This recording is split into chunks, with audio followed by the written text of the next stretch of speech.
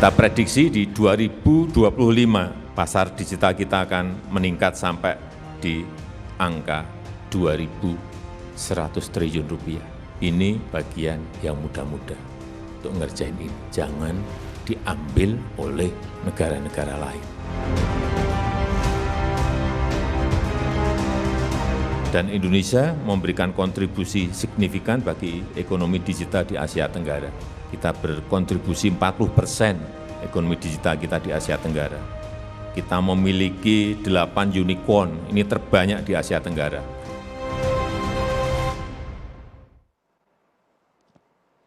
Selamat malam pemirsa Indonesia Business Forum kembali hadir. Ketika kita bicara tentang ekonomi digital, pandemi ini sepertinya membuat pergerakannya sedemikian cepat berkembang.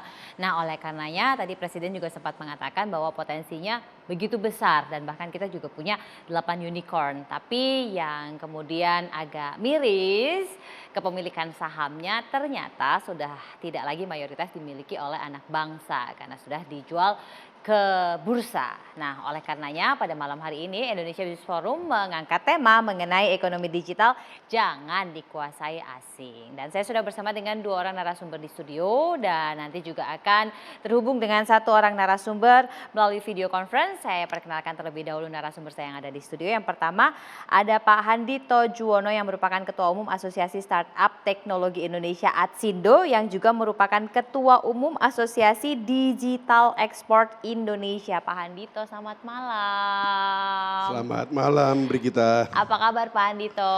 Iya, baik-baik. Ini kalau lihat senyumnya Pak Handito, kayaknya semakin banyak anak muda yang kemudian bergerak ke ekonomi digital ya? Iya, sekarang ini banyak sekali anak-anak muda yang kepengen masuk di digital, apalagi kan era digital ekspor gitu ya. Nah. Saya sekarang lagi ditugasi kan sebagai Kepala Sekolah Ekspor ngurusi, kalau di Dikti itu ada program Kampus Merdeka yang antara lain salah satu program itu digital ekspor. Wah, ini yang daftar langsung brek gitu banyak. Makanya kok senyumnya beda pemirsa. Jadi yang ikut di situ mahasiswa banyak kan mahasiswi tapi. Makanya makin seger ya Pak. Dan tentunya saya juga mau menyapa ada Mas Fitra Faisal, Ekonom UI. Mas Fitra, apa kabar? Apa kabar Mbak Brigita? Nah, ini juga sangat spesifik ngurusin startup, ekonomi digital terus-menerus. Dan kita juga masih menantikan sambungan dengan Mas Arya Sinulinga, staf sus dari Menteri BUMN. Karena Pak Menteri BUMN ini sempat mengeluarkan statement bahwa BUMN siap untuk bisa membuat ekonomi digital ini menjadi raja kira-kira lah ya, dikuasai oleh negeri sendiri, bukan lagi dikuasai oleh asing, dan BUMN ini bisa masuk ke digital secara lebih masif kira-kira seperti itu. Tapi sebelumnya ini saya mau konfirmasi lagi nih sama Pak Handito. Pak Handito, tadi Bapak sampaikan anak muda begitu banyak yang kemudian tertarik dengan ekonomi digital ini dan karena ada Kampus Merdeka pada akhirnya juga mulai bergerak ke sana.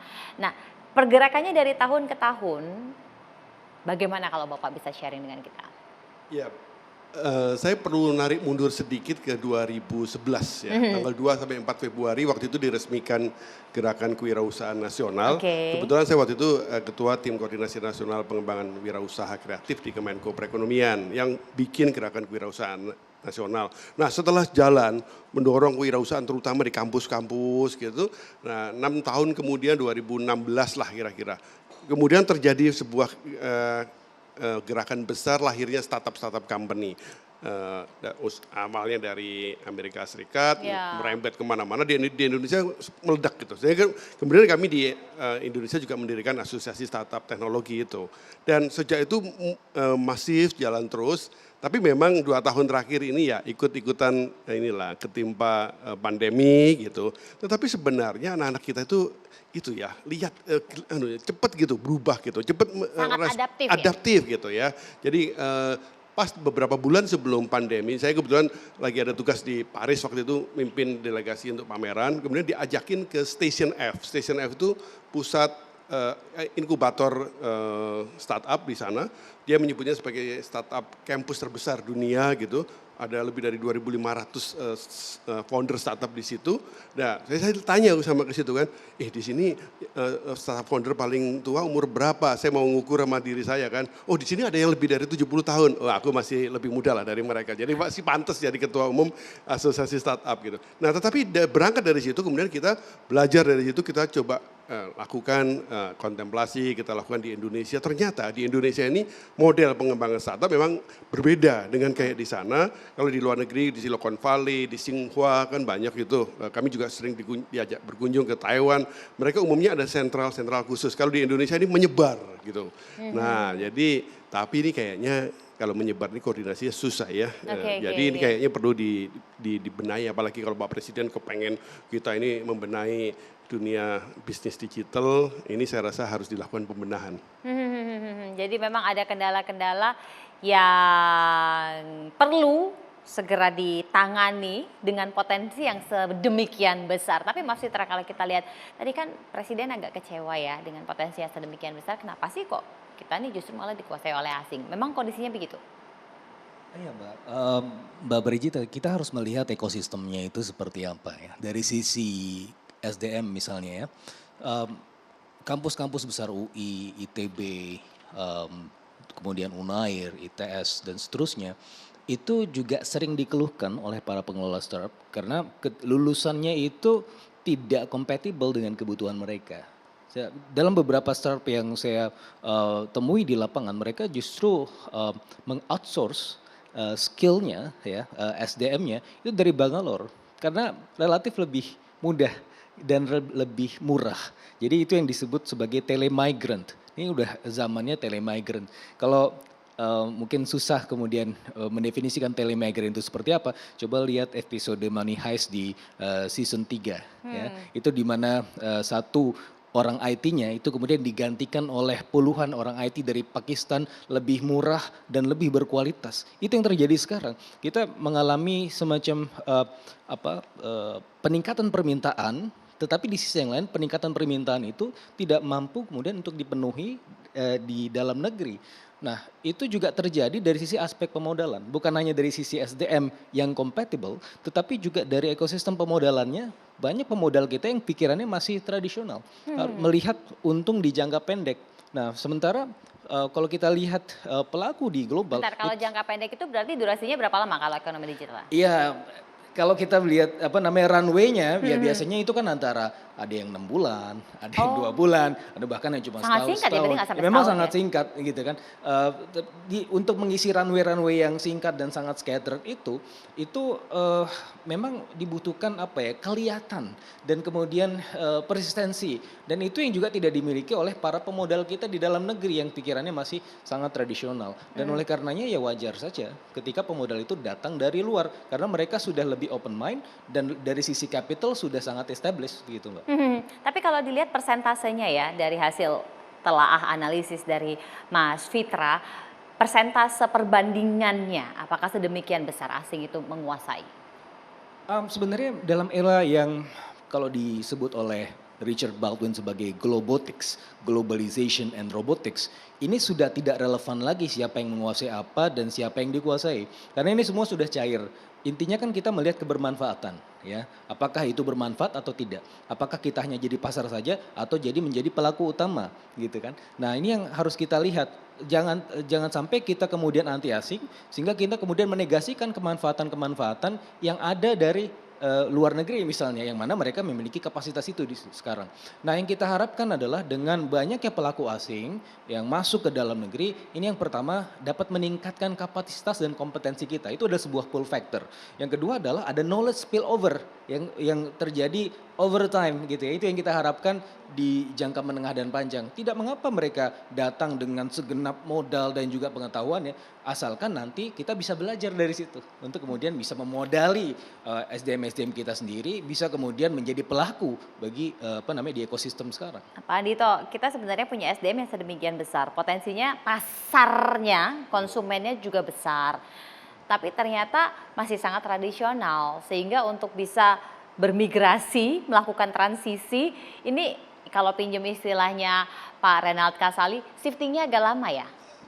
Ya, memang kalau kita ikut ya hanya alon-alon masalah kelakon gini lama kan Oh, gitu. oke. Tetapi saya sih sangat berharap teman-teman Mas Fitra dari perguruan tinggi ya, dari UI, dari ITB, dari seluruh Indonesia lah, itu swasta maupun perguruan tinggi negeri, saya selama ini punya kedekatan sama mereka ini bisa di leverage nih, bisa dikebut nih. Karena sebenarnya begini, kalau kita bicara tentang perkembangan bisnis digital di Indonesia dengan adanya unicorn, itu kan sebenarnya boleh dikatakan lahir tiba-tiba ada investor masuk. Benar tadi itu, jangan sampai dikuasai asing katanya Pak Iya, Presiden kan begitu kan ya. ada kekhawatiran. Saya tapi sebenarnya begini, kalau saya lihat begini, ini tidak terhindarkan memang penguasaan asing, tetapi kalau bisa dikurangi. Jadi maksud saya begini, sebenarnya kalau kita bicara startup company itu kan saya melihat ada dua yang terpenting di sana, model bisnis sama duitnya kan gitu. Nah, model bisnis teknologi itu menjadi enabler sebenarnya dalam banyak hal malah bisa dipinjam dulu gitu ya. Nah artinya kalau udah seperti ini, model bisnisnya ini kalau benar sudah bagus, sebenarnya mengundang investor lebih mudah. Nah investor itu kan selama ini kita benar Pak Presiden terlalu tergantung sama asing. Nah tapi juga anak-anak kita ini, tapi sekarang mudah-mudahan sudah mengalami perubahan karena pandemi. Kita ini anak-anak kita ini udah punya ide bagus, cepet-cepet dijual gitu, akhirnya dikuasai asing kan gitu. Nah ini yang harus diberesin ini, bisnis model ini yang harus diberesin, kita harus jaga. Gak perlu cita-cita jadi unicorn, cita-citanya jadi greencorn aja gitu, jagung hijau kan bukannya kan gitu. Maksudnya bisnis itu harus tetap tumbuh, bisnisnya harus tumbuh, kalau bisnisnya tumbuh ketergantungan sama investor sebenarnya nggak terlalu besar. Nah ini saya lihat setelah beberapa tahun ini, saya melihat di center-center di kampus terutama pusat-pusat pengembangan startup ini banyak yang sadar begitu. Nah ini intervensi negara dibutuhkan, intervensi pemerintah perlu masuk ke sana. Nah saya berharap banyak ini, kan kita udah punya lembaga pembiayaan yang baru itu kan, apa namanya itu ya, kayaknya perlu promosi lebih kenceng lagi gitu ya. Nah ini harusnya bisa mendorong supaya ketergantungan sama investor asing agak berkurang. Gitu. Oke, jadi ada yang mesti dibedakan antara model bisnis dan tadi termasuk juga SDM-nya memang ada hal yang perlu dipisahkan sehingga mana dulu yang mau dibenahin. Tapi sebenarnya tantangan ini sudah ada strateginya. Nah bagaimana supaya strategi ini bisa dilakukan percepatan. Sesaat lagi kita juga akan masih menantikan ini Bang Arya Sinulinga, staf sus dari Menteri BUMN untuk bisa bergabung. Nah tadi disampaikan ada peran negara. Di mana kemudian BUMN bisa bergabung. Sesaat lagi tetap bersama kami.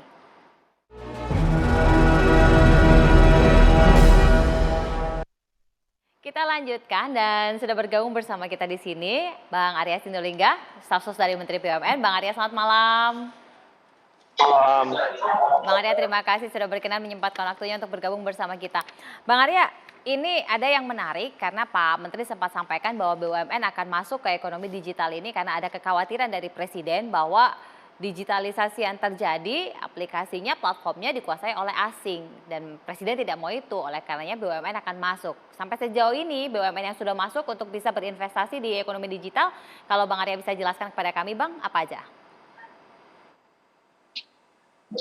Sebenarnya cukup banyak yang sudah masuk ke ekonomi digital. Ada Telkom, Mandiri juga ada, kemudian Pertamina juga ada, BRI juga ada gitu ya.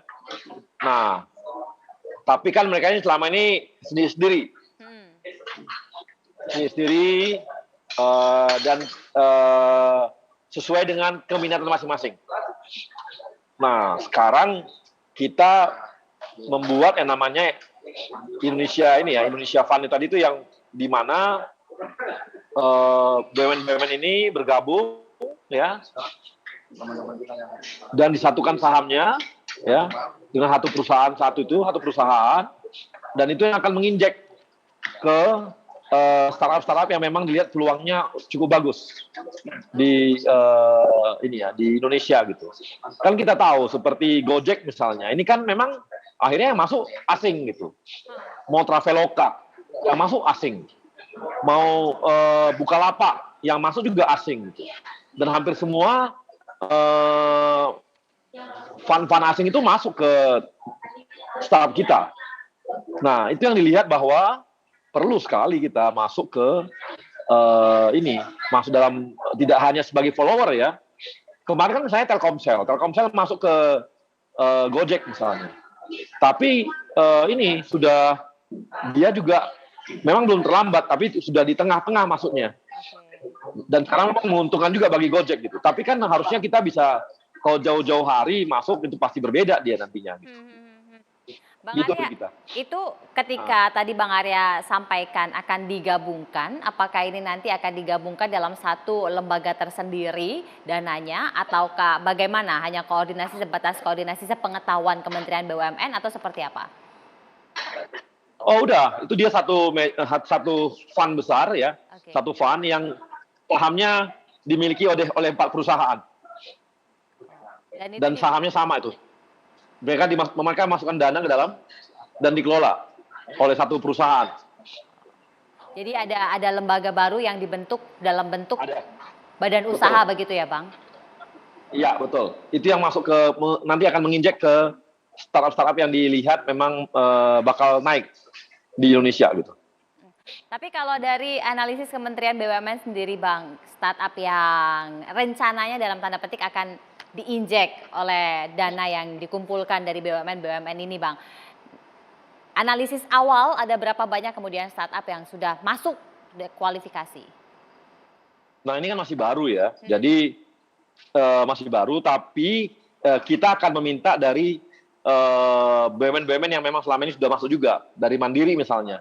Kira-kira ada nggak yang selama ini sudah mulai bisa masuk nih, nanti diinjek oleh perusahaan ini, atau dari Telkom misalnya, atau Telkomsel atau juga dari BRI atau Pertamina, memang dilihat memang ini udah ada, yang selama ini juga mereka lihat ada peluang untuk masuk, itu akan masuk mereka. Nah di sana, jadi kita akan memakai database-nya kawan-kawan BUMN yang selama ini juga sudah masuk ke sana gitu. Besaran dana patungannya ini apakah nanti ditentukan oleh kementerian atau berdasarkan dari alokasi dana perusahaan? Kita kan tanya juga ke mereka, berapa kira-kira dana yang tersedia oleh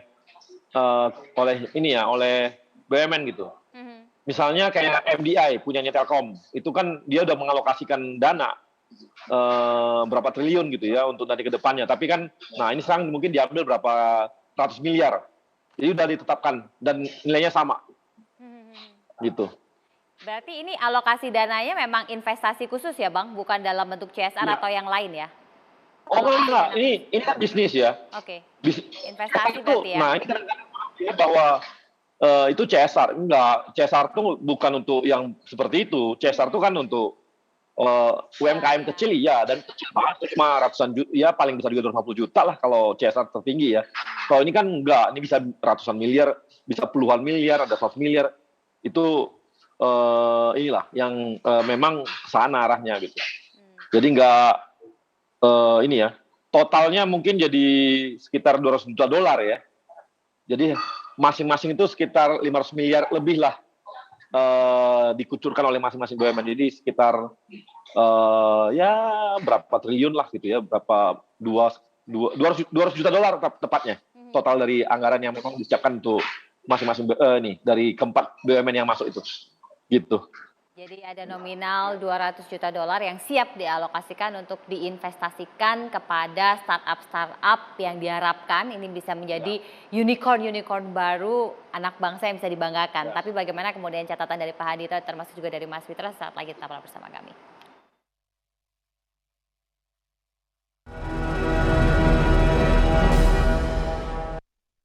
Kita lanjutkan, Pak Hadito ini ada komitmen yang baik loh. Tapi 200 juta cukup untuk investasi 200 juta US dollar.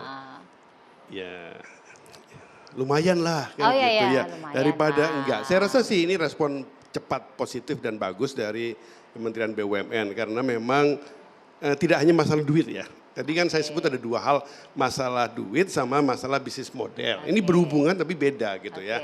Nah, tapi jangan hanya masalah duit juga. Saya pengalaman yang lalu saya sempat mengunjungi beberapa kali Telkom punya inkubator bagus. yang diurusin teknologinya, yang diurusin bisnis modelnya, duitnya kurang kan gitu, nggak bisa jalan. Tapi sebaliknya juga kalau cuma duitnya saja, bisnis modelnya nggak beres juga nggak bisa. Apalagi begini, kalau tanding lawan startup-startup global yang sekarang sudah ada di Indonesia atau startup Indonesia yang sudah diinvest oleh asing, itu kan duitnya banyak banget gitu. Nah sebenarnya kebutuhan uangnya itu nggak perlu sebesar itu sebenarnya, karena kan istilah bakar-bakar duit itu masih ada sampai sekarang. Sebenarnya kan nggak harus dengan bakar-bakar duit terlalu banyak kan gitu. Nah kalau ini dipadukan adanya pendanaan apapun lembaganya tadi, aku nggak salah kalau nggak ingat ya, karena memang namanya belum ada ya, belum Ya, ada. ya. Udah benar ada. Ina. Hah? Ina. Ina. Apa ini? SWF, LPI. Iya, jadi Ina. Jadi saya pikir tadinya yang lembaga investasi yang pakai undang-undang prakerja itu. Iya, iya, Nah, iya. tapi undang-undang cipta kerja. Tapi begini, saya ingin titip adalah kita perlu mengkombinasikan dua-duanya. Model bisnisnya beres sehingga nggak perlu duit banyak-banyak investasinya, tapi memang harus ada duitnya. Nah, Iya. cuman begini, ada satu lagi yang membuat kita ini perlu bantu anak-anak muda. Ini kan harus bicara anak muda ini. Kayak Brigita Manohara gitu kan masih muda ini, ya kan? Iya. Harus lebih sering ketemu mahasiswa kan masih lagi ngurusin Betul. PhD-nya di bidang kriminal kan jadinya. Iya. Enggak, tapi begini, anak-anak muda zaman kita zaman sekarang ini menurut saya sudah manusia hibrid sekarang ini. Ini pengalaman dari, ini kan waktu semester lalu kami di Kampus Merdeka di program menjadi eksportir baru itu ada hampir 200 startup. Kita sebutnya tim startup ekspor gitu. Oke. Nah mereka itu doyan banget gitu menggabungkan antara kemajuan teknologi dengan real business gitu. Oke. Nah ini yang saya rasa peran serta akhirnya memang gak hanya pendanaan, peran serta dari lembaga-lembaga yang terkait dengan real business itu perlu masuk. Bang Arya, apakah sudah ada catatan yang disampaikan oleh Pak Handito ini? Mesti kawin Bang, bukan cuma duitnya doang, model bisnisnya juga mesti digarap Bang. Jadi kalaupun investasi ya harapannya nggak cuma nyuntik duit, tapi kalau misalnya bisa bantu model bisnis kan lebih bagus Bang. Gini, yang pertama tadi saya perlu luruskan, ini bukan INA. Kalau INA itu kan SWF, Iya. itu dia memang untuk investasi. Nah ini memang khusus namanya memang putih fund. Jadi khusus memang ini dari 4 perusahaan BUMN yang bergabung satu perusahaan dan mereka stok dana. Ya. Jadi memang khusus untuk startup. Jadi itu di undang-undang Jadi ini fund baru ya Bang ya? Ya lain Ya, ya Pak. bagus, memang harus begitu. Kalau yang fund itu kan lebih banyak untuk pembangunan Ya, yang nasional infrastruktur. gede-gedean. Nah yang ini memang harus lebih begitu. Ya. Kalau INA kan dia memang ini lebih kepada memonetize aset-asetnya BUMN. Kalau INA itu khusus itu. Itu misalnya kayak pelabuhan gitu kan dia dimonetize oleh INA, dimonetize jadi bisa seperti itu. Nah, kemudian yang kita ini dia memang khusus untuk pendanaan startup. Jadi di lain dari itu. Nah, kemudian yang kedua memang ini sama seperti yang ini ya, sama seperti East Venture atau semua yang memang dia pendana-pendana yang dibangun oleh seperti di punya asing, memang mereka khusus untuk pendanaan. Khusus untuk pendanaan kita tidak akan masuk ke ini ya. Oke. Ini tidak akan masuk karena memang itu kan itu justru kan itu tak kelebihan mereka. Kelebihan kawan-kawan dari startup itu kan kelebihannya di situ gitu. Mereka kemampuan di sana. Dan di ininya ya membuka pasarnya mereka jagoan lah.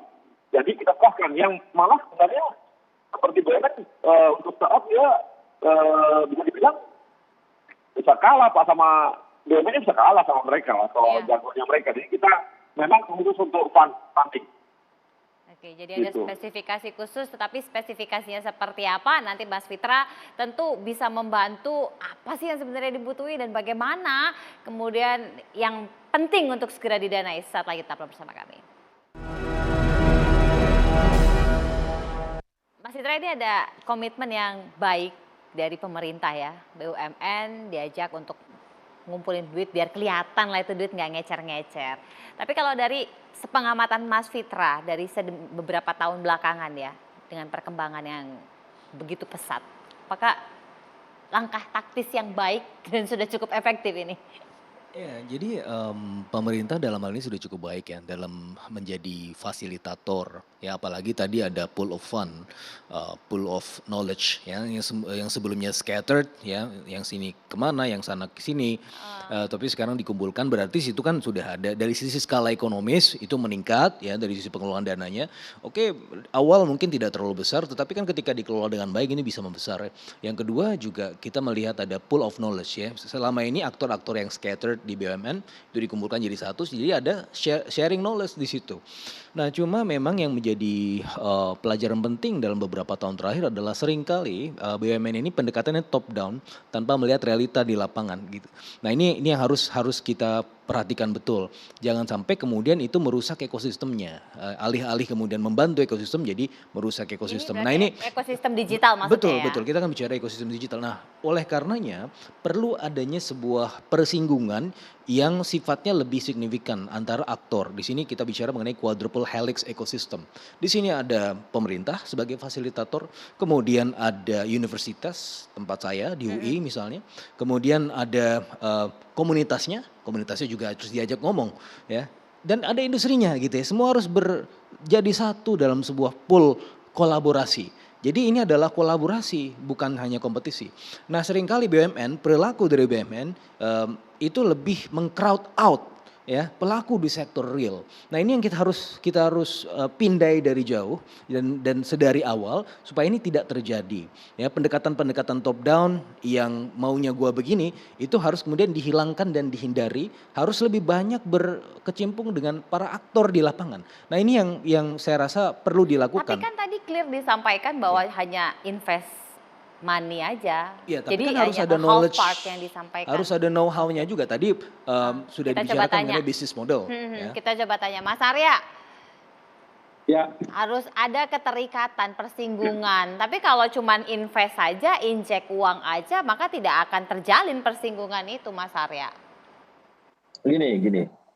Tadi saya perlu tambahkan juga ya, yang ada itu adalah Bank Mandiri juga ikutan, Bank BNI juga ikutan ya, ada beberapa ya yang masuk. Pertamina malah nggak ikut masuk, yang ada Telkom atau Telkomsel. Tapi gini, ini semua teman-teman yang masuk ini, yang bergabung ini adalah yang sudah selama ini juga sudah ikutan gitu, Oke. sebagai funding gitu di startup-startup yang ada. Telkom dengan MDI-nya, Telkomsel juga begitu, kemudian Mandiri Capital juga ada, BRI Ventures juga ada. Jadi mereka ini selama ini sudah masuk dan ikut menggeluti dunia itu gitu.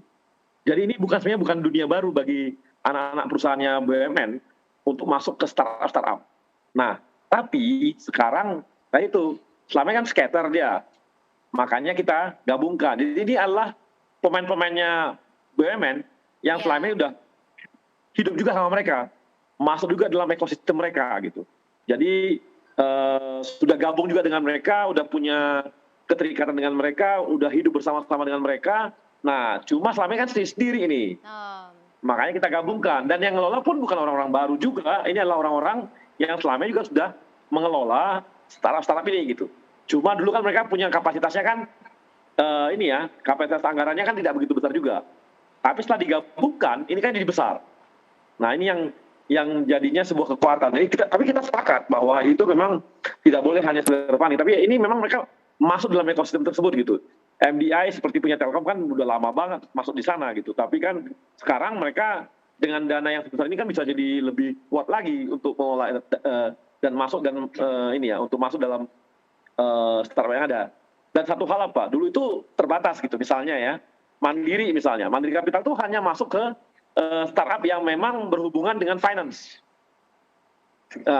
yang perbankan. Nah, sekarang enggak. Sekarang mereka kan dengan digabung ini kan artinya udah bisa pilih-pilih lagi lah, lebih besar mana, apakah dia masuk ke pertanian, apakah dia masuk ke edutech gitu ya, dan sebagainya.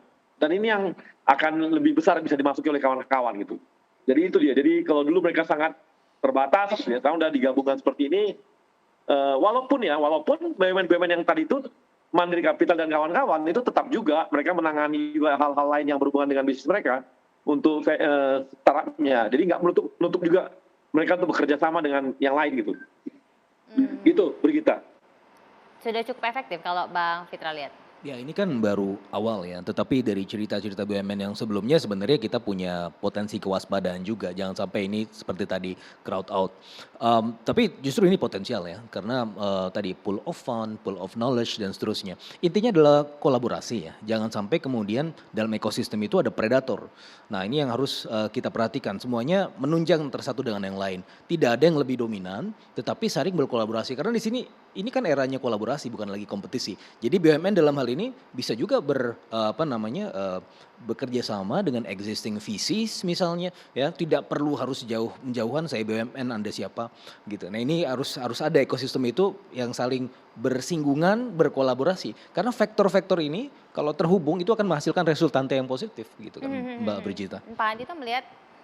Nah, aku ikut ini nih, quote-unquote nyerang Bang Arya nih, mendukung Mas Fitra. Tadi sebutnya ekosistem tadi, sebenarnya tadi Bang Arya sudah menyebut tadi, ada MDI Telkom itu, Ya. punya pengalaman lama. Maksud saya gini, saya tadi ada mendapat kesan mudah-mudahan salah.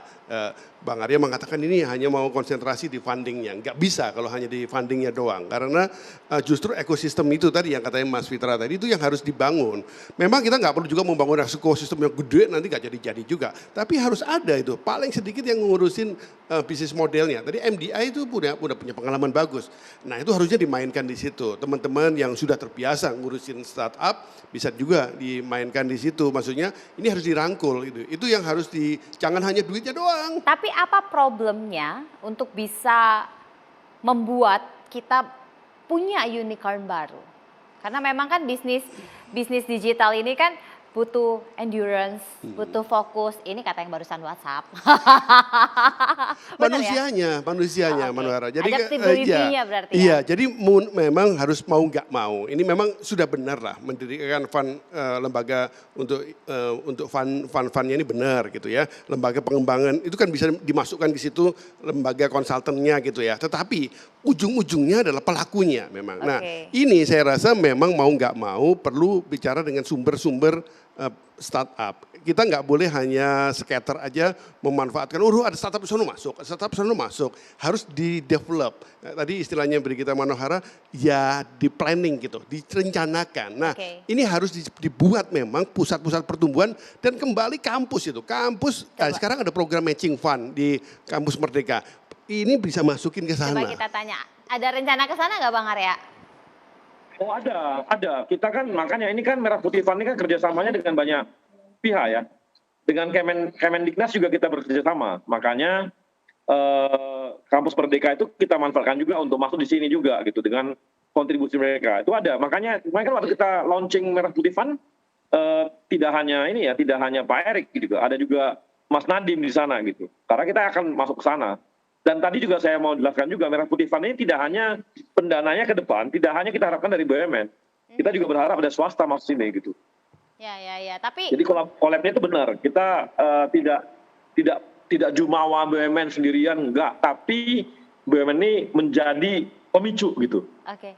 Tapi Bang Arya tadi udah bagus kerjasama sama Kemendikbud Ristek ya. Karena ada program matching fund di sana, mempertemukan anggarannya dari dunia usaha dengan dari perguruan tinggi yang dibiayai oleh negara. Nah saya usul ini fund yang baru ini juga masuk ke sana Bang. Karena saya lihat sekarang ini sudah banyak kampus-kampus itu punya embrio startup yang daripada kita bikin yang baru dan itu sudah ada gitu dan sudah diemong oleh kampusnya. Ini kalau dimasukin sama dana ini luar biasa Bang.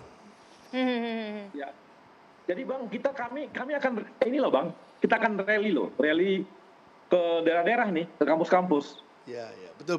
Mantap. Jadi kita akan rally Bang. Jadi kerjasamanya kita ajak Kemendiknas untuk masuk ke sana, kita gabung sama mereka juga. Kita akan rally Bang, ke kampus-kampus Bang sama mereka. Bang Arya ini ada contoh bagus yang terjadi beberapa minggu yang lalu. Kami kumpul di kantor pos Solo. Kantor pos kan BUMN gitu ya. Kumpul di situ, ada puluhan tim startup ekspor. Ya, karena dirutnya juga bekas Telkom, jadi pasti paham. Iya, jadi ada beberapa tim startup ekspor kumpul di sana, kemudian ada diresmikan program kolaborasi waktu itu. Ini yang produsen-produsen yang eksportir, kemudian ketemu sama Postpay di situ, ketemu sama ada B-Market di sana, sama kantor pos di sana, dan ini sudah terrealisasi kemarin ini. Akhirnya kolaborasi itu, anak-anak ini, tim startup ekspor ini kemudian mempunyai produk-produk yang untuk diekspor, yang dijalankan lewat B-Market, pendanaannya lewat membayarannya lewat Postpay, dikirimnya lewat kantor pos, diresmikan oleh Menteri Dirjen Dikti ya beberapa hari yang lalu. Nah ini kalau kemudian yang namanya fund ini bisa masuk ke sana, wah ini langsung cepat muncul ini Bang. Saya lihat ini potensinya bagus nih, luar biasa. Ini ada barang-barang konkret ini Bang Arya. Iya barang konkret. Apakah ini nanti juga akan masuk yang dalam kategori pendanaan lembaga baru ini Bang? Iya, gini yang pasti startup kan mereka kan punya kriteria ya.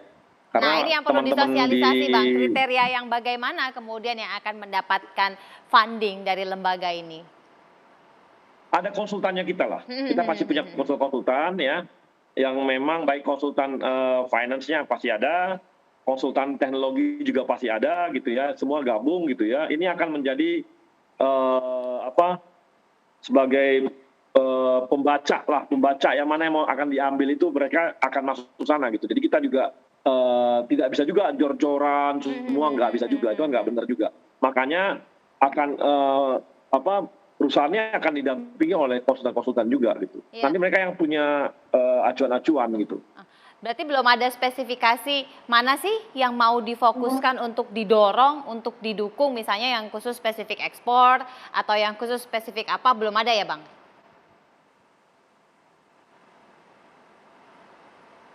Bang Arya? Baik, sepertinya masih ada problem. Ada itu nitip itu yang startup yang orientasi ekspor perlu didorong ini Bang Arya. Ini anak-anak muda yang luar biasa. Aku kebetulan ngurusin asosiasi digital ekspor ya. Tapi enggak, ini benar ini. Anak-anak muda kita ini sekarang sudah punya keinginan memanfaatkan teknologi, memanfaatkan digital untuk ekspor gitu. Nah ini barang bagus supaya neraca dagangnya juga tetap baik. Ya, walaupun harga komoditinya sudah mulai turun nanti ya. Sesaat lagi kita akan lanjutkan, tetaplah bersama kami.